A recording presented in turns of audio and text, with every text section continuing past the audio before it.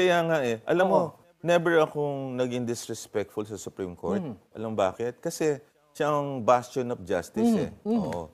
Kaya lang, hindi ba dapat mag-take man lang ng parang heed or parang tip sa kanila yon na na ilabas nila yung decision kasi yung Pangulo ng Pilipinas mismo ay sinosoli yung 60 billion. Yes. Kaya lang, wala tayong clarity and direction kung paano isosoli yung 60 billion and only the Supreme Court. Kasi ang ina-expect ko dyan, one, isoli nyo.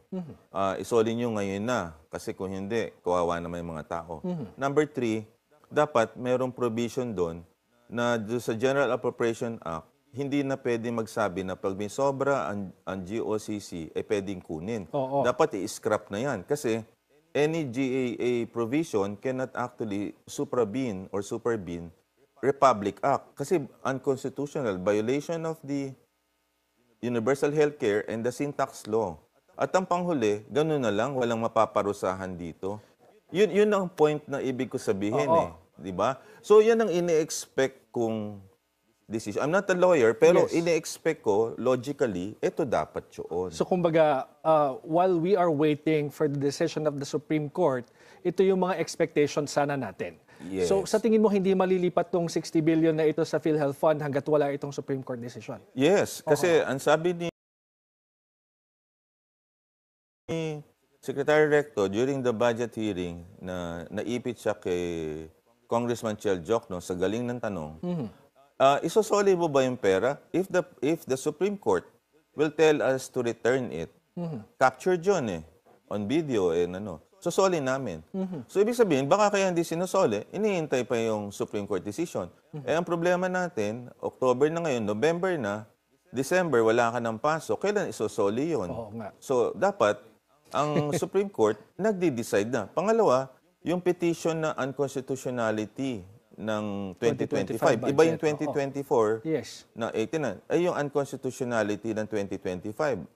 So dapat dinidiscuss na rin ng Korte Suprema. We received note na i-consolidate daw. Pero hanggang ngayon, wala pang notice on that. Oh, well, anyway, Doc Tony, yung PhilHealth kasi, nag-o-offer na siya ng mga marami pang ibang packages right now. Are you satisfied with their offerings to the public? Ang tawag dyan pagpalubag loob. Oo, kasi a lot of PR campaigns Pero ako, personally, pag soli sana ng 60 billion at saka ng 74 billion, dapat across the board, out-of-pocket expenses. Ang ibig sabihin nun, yung gastos natin, ganito po mga kababayan kung paano tayo nagbabayad. No? Kunyari may bill ka, 100,000. So subtract ho yung case rate according to the diseases. And then kung meron ganito po mga kababayan kung paano tayo nagbabayad. No? Kunyari may bill ka, 100,000. So subtract ho yung case rate according to the diseases.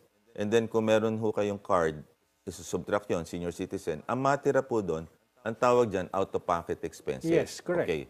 Ngayon, yung mga case rate sila, maliliit lang Kung if I were the president, I will mandate Edwin Mercado, Dr. Edwin Mercado, ngayon, 46%. Baba na natin kagad sa 30%. Windfall na. Anyway, 4 na sakit lang naman yan, producing 80% of the debt. So, ibig sabihin, focus ka na doon sa top 10. Hindi, wag ka na magagawa ng maliliit na packages. Pero sinabi na ng Pangulo, zero billing dapat. Ang zero billing is just, again, a misinformation Oo, kasi hindi pangkalahatan only some DOH hospitals Again, these are, PR campaign na dapat sana ginagawa ng Pangulo para masiyahan at matuwa naman tayo despite the corruption. Alam mo sa akin, ang kalusugan, okay lang ng Pangulo. Alam naman natin itong corruption issues nito, tatagal ng 10 taon.